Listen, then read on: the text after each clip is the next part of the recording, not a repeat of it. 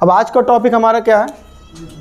Press पर लगाए गए प्रतिबंध से संबंधित जो भी कानून होगा हम उसके बारे में पढ़ते हैं। पिछले टॉपिक में हम लोग क्या देखे थे?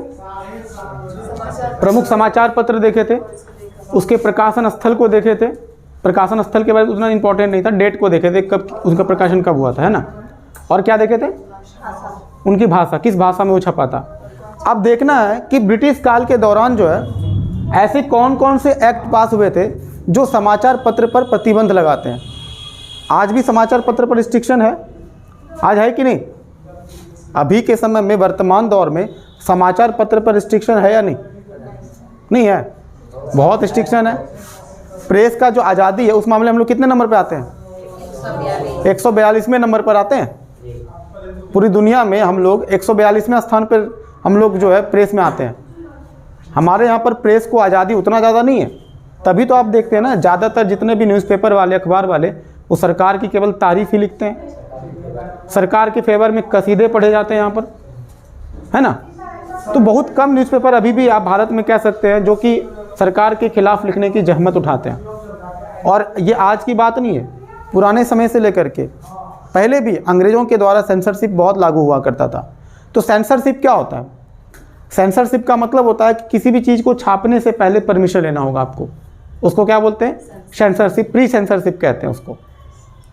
तो ये देखिए बहुत सारे, कम से कम इसमें 8 या 10 ऐसे एक्ट जो है हम पढ़ेंगे जो कि हमारे एग्ज़ाम के लिए भी बहुत इंपॉर्टेंट है, क्योंकि अभी के समय में एग्ज़ाम्स में जो क्वेश्चंस पूछे जाते हैं उसका थोड़ा ट्रेंड भी चेंज हुआ है। कभी कभी डीप में जा कर के पूछ लेता है, पूछ देगा निम्नलिखित में से कौन सा एक्ट जो है प्रेस पर प्रतिबंध से संबंधित है, ऐसा पूछ सकता है ना। और उसमें से कोई भी एक्ट जो 7, 8, 10 पढ़ाएंगे कोई भी पूछ सकता है। तो इसीलिए बारी बारी करके सभी के बारे में थोड़ा थोड़ा करके कम से कम इतना पढ़ लेना है कि इंट्रोडक्शन के लेवल पे आपको पता होना चाहिए कि हाँ ये कम से कम एक्ट जो है प्रेस पर प्रतिबंध लगाता होगा। ठीक है, तो शुरुआत करें। तो सबसे पहला एक्ट कौन सा है? प्रेस नियंत्रण अधिनियम 1799। देख लीजिए, तब से शुरुआत से लेकर के, हालांकि प्रिंटिंग प्रेस का जो स्थापना था वो कौन किए थे? पुर्तगाली। लेकिन प्रिंटिंग प्रेस के स्थापना के बाद चूंकि हम लोगों को पता है कि कंपनी के कर्मचारी कभी नहीं चाहते थे कि प्रेस की आज़ादी मिले, क्योंकि अखबार छापने वाले को अगर आज़ादी मिलेगी तो वो तो कंपनी के लोगों के बारे में निगेटिव चीज़ भी छापेगा, क्योंकि इनके करप्शन को भी लिखेगा उसमें। और जब ये न्यूज़पेपर का कटिंग ब्रिटेन के सांसद देखेगा या फिर यहाँ के लोग ही पढ़ेंगे तो अंग्रेज़ों के प्रति उनका रोष जगेगा, नाराज़ हो जाएंगे। तो उस नाराज़गी से बचने के लिए, अपने जगह को सुनिश्चित करने के लिए ये कई प्रकार के प्रतिबंध को ये लगातार है। देखिए कहते हैं ना कि जो भी कायदे का देश होगा, जहाँ पर कि ट्रांसपेरेंसी बहुत ज़्यादा है, जहाँ पर ट्रांसपेरेंसी ज़्यादा होगा वहाँ पर समाचार पत्र को ज़्यादा छूट मिलता है। इसलिए नॉर्वे, स्वीडन जैसे जो देश हैं आज काफ़ी टॉप पर है। इतनी तरक्की क्यों करते हैं वहाँ पर? क्योंकि वहाँ पर प्रेस को छापने की आज़ादी होती है। हमारे यहाँ न्यूज़पेपर में कुछ अगर छाप देगा तो अगले दिन नेता फ़ोन करके उसको गाली देता है। ऐसा होता है ना भाई, किसी नेता के बारे में, मंत्री के बारे में कुछ अगर अखबार वाले गलत चीज़ अगर छप गया उनके नेगेटिव के बारे में, तो देखिए अगले दिन कैसे उसको जो फ़ोन करके क्या क्या उसको सुनाया जाता है। पूरा गायत्री मंत्र का पूरा जाप सुनाया जाता है उसको कि तुम हमसे बिना पूछे कैसे तुम छापती। यहाँ तो लोग चाहते हैं कि अखबार एक माध्यम हो हमें बेहतर दिखाने के लिए, नहीं समझे। यहाँ पे लोग चाहते हैं कि मेरी छवि को सुधारने का काम अखबार का है, जबकि अखबार का काम क्या होना चाहिए? केवल सच दिखाना, चाहे वो सच जैसा भी हो। तो सच को दिखाने से रोकने का प्रक्रिया जो आज आप देख रहे हैं ये सदियों से होते आ रहा है। और ये बात कई सारे जो न्यूज़ एंकर है वो अभी भी, जैसे हम एग्जांपल के तौर पे जैसे रवीश कुमार का आप कभी देखिए, बहुत लोग उनको पसंद करते हैं, बहुत लोग नहीं पसंद करते हैं। हालांकि उनको रमन मैगसेसे अवार्ड जो मिला था वो इसीलिए क्योंकि सरकार के खिलाफ बोलने की जो जहमत है वो बहुत ही कम पत्रकार निकालते हैं। हम ये नहीं कह रहे कि वो सबसे अच्छे पत्रकार हैं, हम बिल्कुल ये नहीं कहने के, पत्रकार उनसे भी बेहतर हो सकता है, लेकिन कहने का मतलब जो बाकी पत्रकार है उसमें सबसे बेहतर है। ये बात तो अवार्ड देने के बाद समझ में आ जाता है। क्योंकि जितने भी आज अभी टीवी में, न्यूज़पेपर में जो चल रहा है उसमें सब लोग क्या कर रहे हैं? सरकार की तारीफ़ ही करते हैं। कुछ ही एंकर या जो अखबार वाले हैं जो सरकार के खिलाफ लिखने की जहमत उठाता है, हिम्मत रखता है। तो देखते हैं शुरुआत के समय में चूँकि ये कंपनी के कारनामों पर अंकुश लगाने के लिए, कंपनी के कारनामों पर अंकुश लगा सकता था ये न्यूज़पेपर वाले, लेकिन कंपनी वाला भी चाहते थे कि हमारे बारे में वो कुछ भी ना लिखे। इसके लिए लॉर्ड वेलेस्ली के टाइम में एक एक्ट पास किया गया था, उसका नाम क्या है? प्रेस नियंत्रण अधिनियम 1799। तो ये किसके माध्यम से आया? लॉर्ड वेलेस्ली के माध्यम से आए। और ये बहुत अच्छा था। इसमें मतलब इस एक्ट में क्या था? इस एक्ट में था pre censorship act. Pre censorship act क्या होता है कि जब भी आप न्यूज़पेपर छापोगे तो छापने से पहले हमसे क्या करना पड़ेगा? परमिशन लेना पड़ेगा, तब आप लिख सकते हो। तो ऐसे में न्यूज़पेपर छापने का कोई मतलब है? फिर तो वो हो गया आपके क्या, वो प्रशस्ति पत्र समझते हैं। पहले न्यूज़पेपर का जो हैसियत था वो प्रशस्ति पत्र के जैसा था। अब सोच रहे होंगे ये क्या होता है भाई, इतना शुद्ध हिंदी में बोले। प्रशस्ति पत्र का मतलब होता है वैसा लेटर जिसमें केवल और केवल तारीफ होता है। जैसे पुराने समय में जो राजाओं के बारे में जो लिखा जाता था, जो वर्णन होता था, जो कवियों के माध्यम से जो लिखा जाता था, उसको क्या बोलते हैं? प्रशस्ति पत्र। क्योंकि कभी भी लेखक राजा के खिलाफ लिखेगा नहीं, क्योंकि लेखक को लिखने के लिए क्या मिलता है? राज दरबार में चूंकि लेखक लोग जो दरबारी कवि होते थे वो क्या काम करते थे? जितने भी दरबारी कवि पुराने समय में होता था, ज़्यादातर के बारे में हम कह रहे हैं, वो हमेशा राजा के बारे में क्या लिखेगा? तारीफ लिखेगा, अच्छी अच्छी बातें लिखेगा कि आज राजा जी शिकार करने के लिए गए और एक तीर चलाए ऐसा कि कम से कम 2-3 शेर ढेर हो गए। समझ रहे? ऐसा जो कि साउथ का जो एक्शन मूवी होता है ना, वो भी शर्मा जाए कि आज राजा जी जब मतलब शिकार करने के लिए जा रहे थे तो उनकी आंखों में मतलब वो जोश दिख रहा था, उनका चेहरा देख करके जानवर जो डर के भाग गया। मतलब कुछ ऐसा बता देना कि शेर भी उसके सामने पानी मांगने लगा, शेर भी उसके सामने आकर नतमस्तक हो गया। मतलब थोड़ा बड़ा चढ़ा के लिखना है उनकी सूरवीरता के बारे में। तो न्यूज़पेपर तो बन गया प्रशस्ति पत्र, तारीफों के पुलिंदे, सिर्फ तारीफ तारीफ और तारीफ। ये करते रहेंगे, आपकी कारोबार एकदम फूलेगा, एकदम फले फूलेगा मज़े से। तो ये पहले भी होता था, इसीलिए ये एक्ट आया था लॉर्ड वेलेस्ली के माध्यम से। बाद में 1818 में क्या होगा? इस एक्ट को ख़त्म कर दिया जाएगा। बोलेगा नहीं, प्री सेंसरशिप का कोई ज़रूरत नहीं है। तो कुछ दिन के लिए तो ठीक ठाक रहा। फिर उसके बाद एक एक्ट आएगा, भारतीय प्रेस पर पूर्ण प्रतिबंध अधिनियम 1823। और इस एक्ट को कौन लाएगा? उस समय जो कार्यवाहक, जो हमारे वायसराय, सॉरी गवर्नर जनरल के, वायसराय तो बाद में आएगा, जो गवर्नर जनरल थे वो कौन थे? John Adams. इनके द्वारा ये एक्ट लाया गया था। अब इस एक्ट में क्या था कि प्रिंटिंग प्रेस की स्थापना हेतु आपको क्या करना पड़ेगा? परमिशन लेना होगा। बिना परमिशन के आप अपने प्रिंटिंग प्रेस को क्या बोलते हैं? मुद्रणालय। क्या बोलते हैं? मुद्रणालय की स्थापना नहीं कर सकते हैं, आपको परमिशन लेना होगा।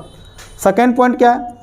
मजिस्ट्रेट, उस समय का जो कलेक्टर जिसको आप कहते हैं मजिस्ट्रेट, मजिस्ट्रेट कभी भी प्रिंटिंग प्रेस को क्या कर सकता है? जब्त कर सकता है। अगर उसको लगेगा कि आपका प्रिंटिंग प्रेस में सरकार के खिलाफ आप ज़्यादा लिख रहे हैं तो क्या हो जाएगा? ख़त्म कर सकता है। तो देखिए, पहले भी जो मीडिया था ना, एक टर्म है, अभी एक बहुत ही रवीश कुमार का एक फेमस टर्म चला है, गोदी मीडिया। ये ज़्यादा अपने वो स्पीच में यूज़ करते हैं। देखिए, कोई अच्छा है बुरा उस पर जज नहीं करना कि रवीश कुमार अच्छे हैं, कविसार शर्मा अच्छे हैं, या फिर कोई और एंकर जो वो अच्छे हैं। समझ रहे हैं? एंकर कोई भी हो, हम लोगों का दृष्टिकोण कैसा होना चाहिए? न्यूट्रल होना चाहिए। ऐसा ज़रूरी नहीं कि रवीश कुमार हर मामले में काफ़ी अच्छे हैं, कहीं ना कहीं वो भी एक्सट्रीम हो जाते हैं किसी किसी लेवल पे।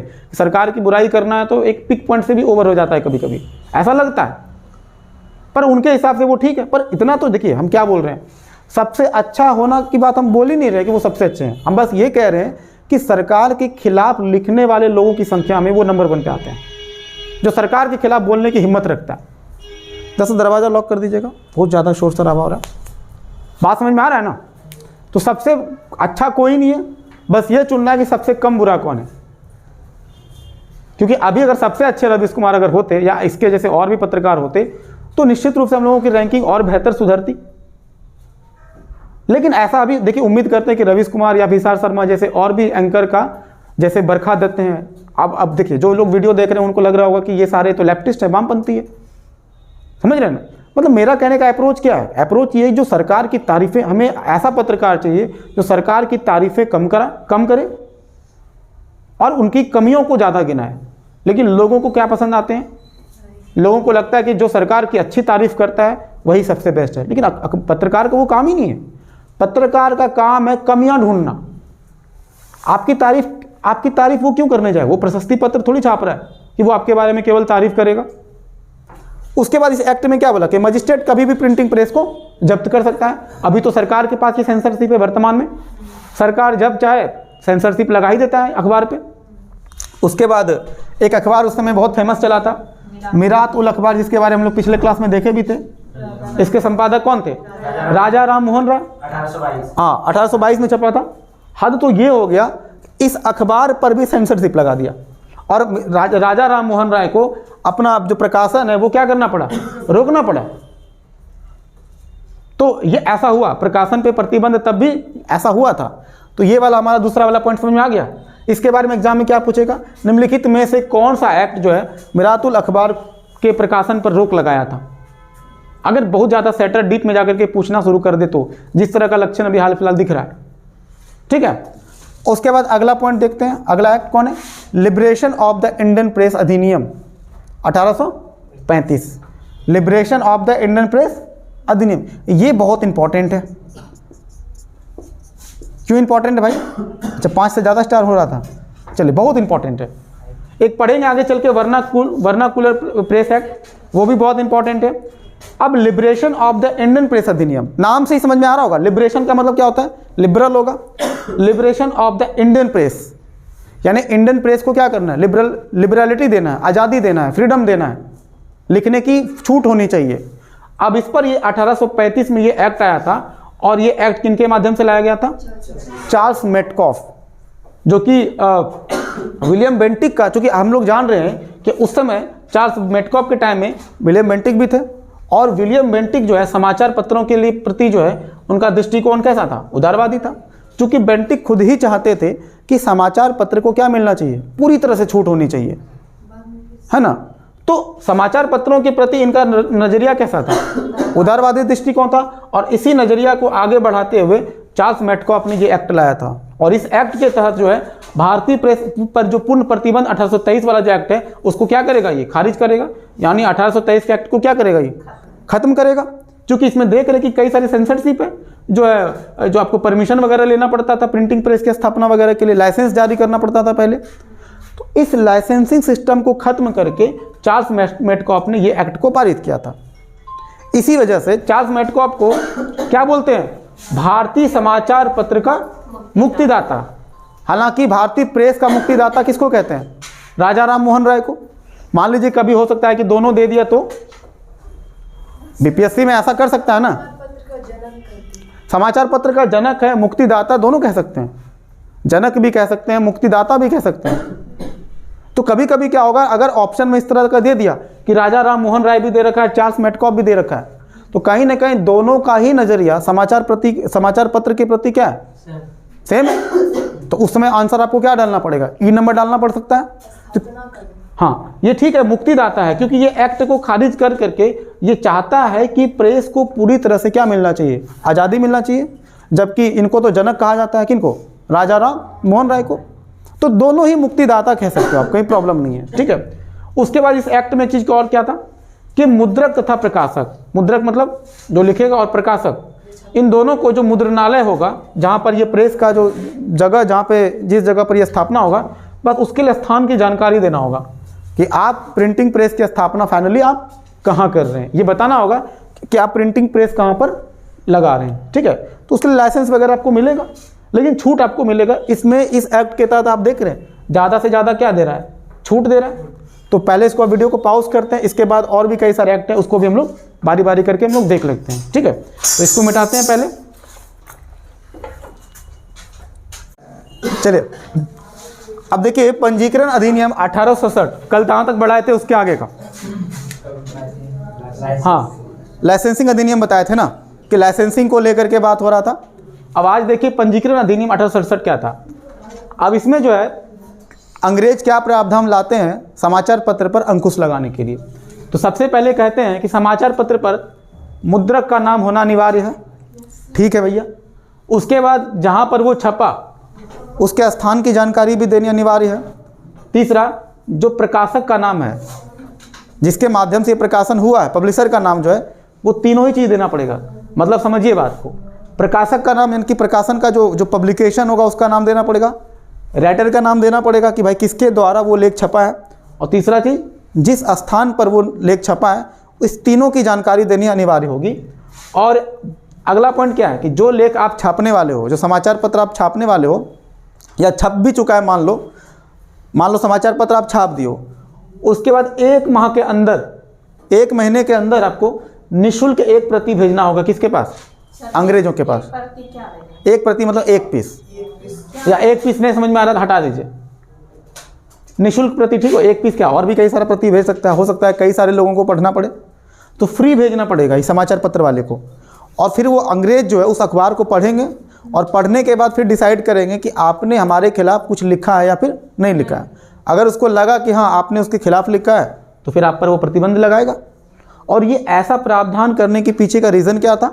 चूँकि उस समय भारत में बहावी विद्रोह चल रहा था, और ये 1869 से 70 के बीच चला था, और इस पर नियंत्रण लाने के लिए ये सारा फार्मूला लाया गया था, बहावी विद्रोह पर नियंत्रण लाने के लिए। मतलब इसमें उस चीज़ के बारे में वो छाप रहा था ना, अखबार में उस चीज़ के बारे में छाप रहा था। इसके माध्यम से लोग अंग्रेजों के खिलाफ होते जा रहे थे बहावी विद्रोह पर, बहावी विद्रोह के कारण से। अभी जब इसके बाद का टॉपिक जब बहावी विद्रोह पढ़ाएंगे ना, उसमें फिर से ये टॉपिक को हम दोबारा आपको ऐड करके दिखाएंगे, आपको दिक्कत क्या था यहाँ पर, ठीक है। अभी इसको स्किप करके आगे बढ़ते हैं, फिर आपको बताएंगे बहावी विद्रोह क्या था और वहाँ पर किस चीज़ से अंग्रेजों को प्रॉब्लम था, ठीक है ना। तो फिर ये टॉपिक बहुत लंबा हो जाएगा, पूरा बहावी विद्रोह फिर पढ़ाना पड़ जाएगा, ठीक है। उसके बाद अगला जो देखते हैं, मोस्ट वेरी वेरी इंपॉर्टेंट, देखिए ये अगला ही टॉपिक है हमारा, प्रमुख जनजाति विद्रोह वगैरह जब पढ़ाएंगे ना, उसके बाद जो प्रमुख भारत का विद्रोह है वहाँ पर ये विद्रोह पढ़ना होगा हम लोग को। उसके बाद जो अगला पॉइंट है हमारा, वो हमारा most very very important, vernacular press act 1878। और ये किसके माध्यम से लाया गया था?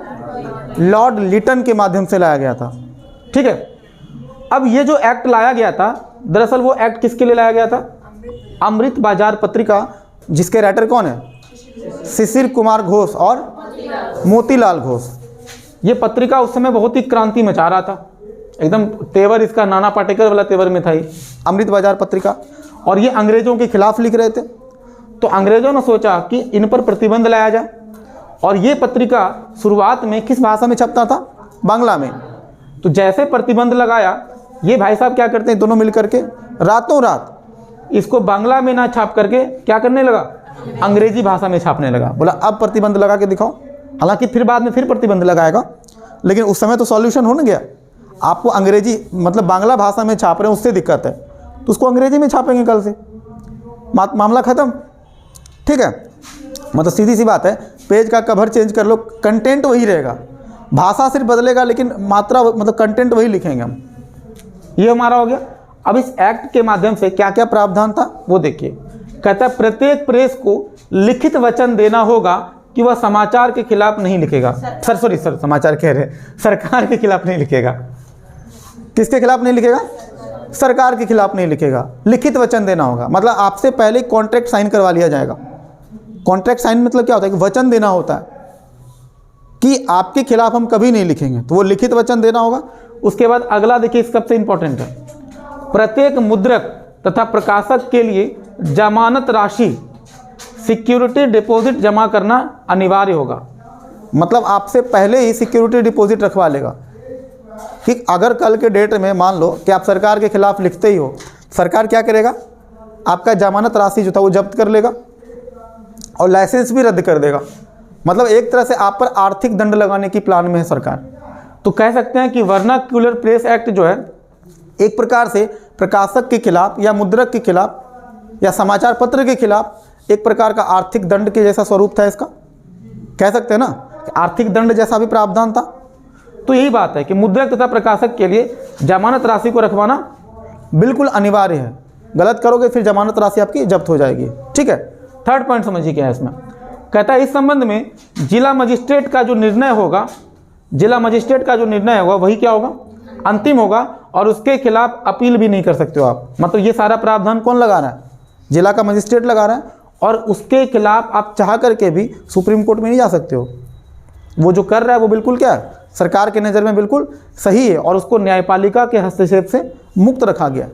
जैसे भारत में भी शुरुआत में जब ज़मीन का जो मामला था, भूमि का जो मामला था, उसको क्या किया था गवर्नमेंट? 9 शेड्यूल में डाल दिया था, और सरकार बोलती थी कि नो जुडिशियल रिव्यू, मतलब वहाँ पर आप किसी प्रकार का मतलब कि सुप्रीम कोर्ट भूमि के मामले में कोई भी दखल नहीं दे सकता है। शुरुआत में सरकार भी ऐसा किया था, हम लोगों की सरकार।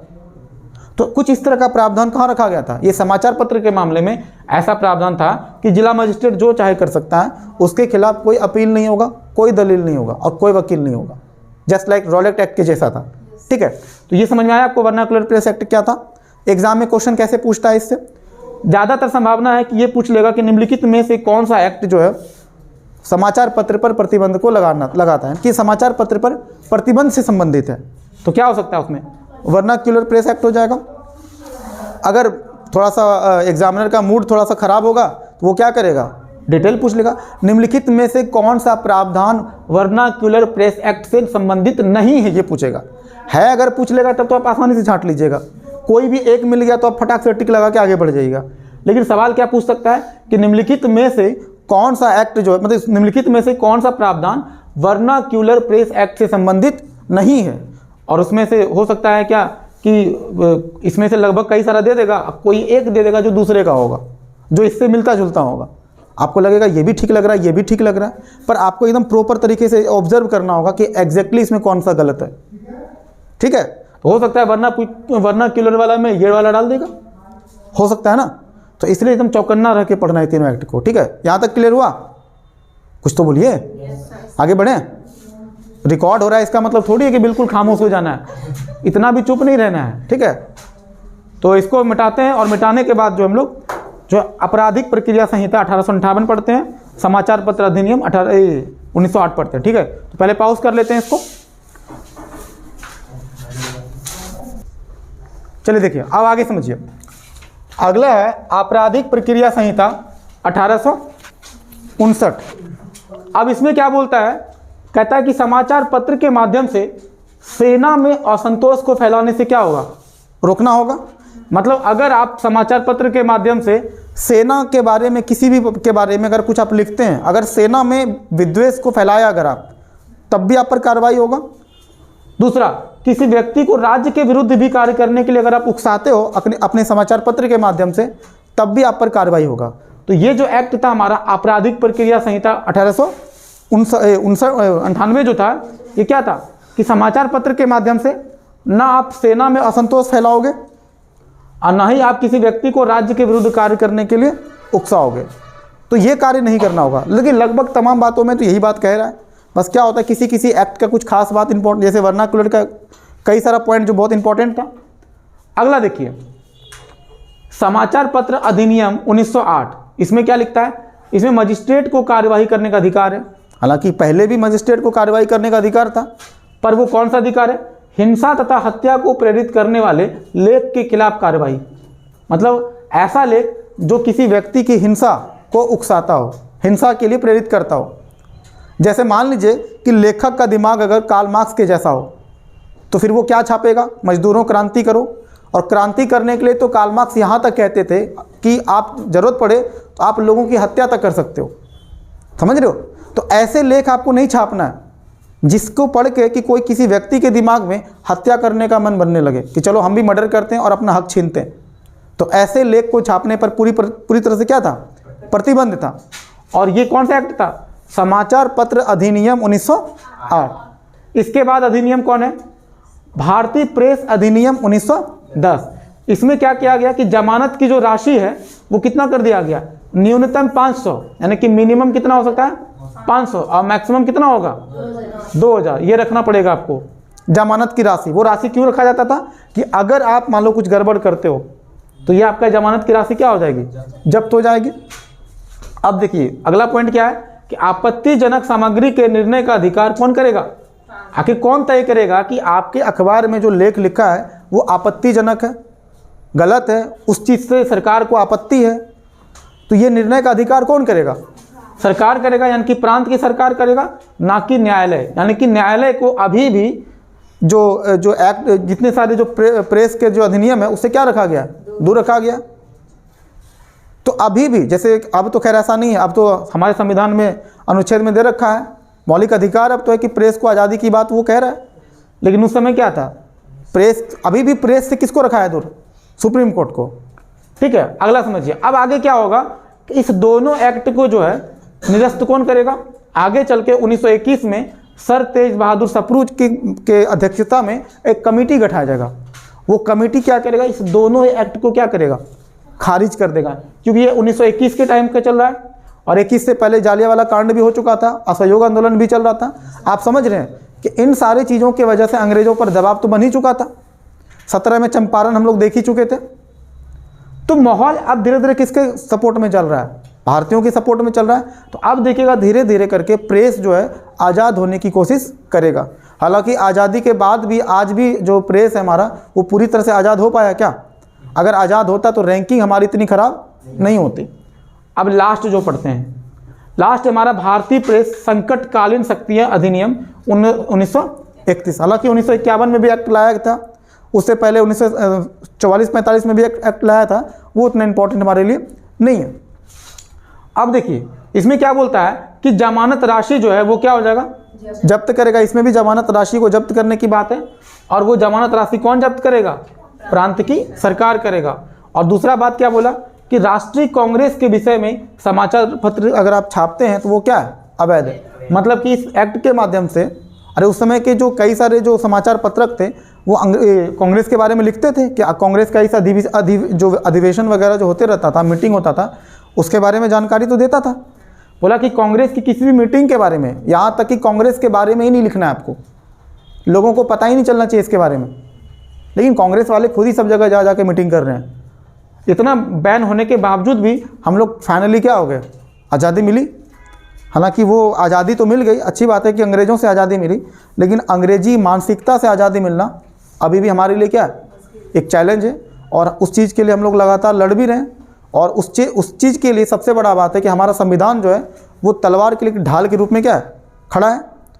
तो उम्मीद करते हैं कि आज हम जितना भी आपको जो एक्ट वगैरह जितना भी था वो टोटल आप समझ गए होंगे। और करना क्या है, एग्ज़ाम के लिए क्या करना है, उसको बस एक थ्रो आउट करके उसको पढ़ लेना है, अपने जहन में रखना, याद करके रखना है कि हाँ ये सारे जितने सारे एक्ट जो था वो क्या था, प्रेस की आज़ादी के लिए था या उसके खिलाफ था, खिलाफ था। आज़ादी के लिए कहाँ था, वो तो ज़्यादातर खिलाफ ही था। प्रेस से संबंधित एक्ट था, ये आप कह सकते हो, है ना। तो ये वाला टॉपिक हमारा फिनिश हो गया। उसके बाद हम लोग जो अगला टॉपिक जो हम लोग नेक्स्ट वीडियो में पढ़ने वाले हैं कि वो हम देखते हैं कौन सा है। वैसे तो अभी देख रहे हैं कि स्वाधीनता संग्राम की कुछ कृति वगैरह, जो स्वाधीनता संग्राम से के टाइम में कुछ जो राइटर्स वगैरह के नाम जो थे ना, उसको आपको मैं लिखवा देंगे, वो आप थोड़ा सा देख लीजिएगा, ठीक है। तो आज के लिए हम लोग इतना ही रहने देते हैं। क्या बोले, हाँ 1951 में भी एक्ट था, वो उतना इंपॉर्टेंट है नहीं। वैसे बोलिएगा तो आपको बता देंगे, कुछ खास था नहीं उसमें, ठीक है। क्या बता दें क्या, ठीक है रहने दीजिए, फिर बंद कीजिए। हाँ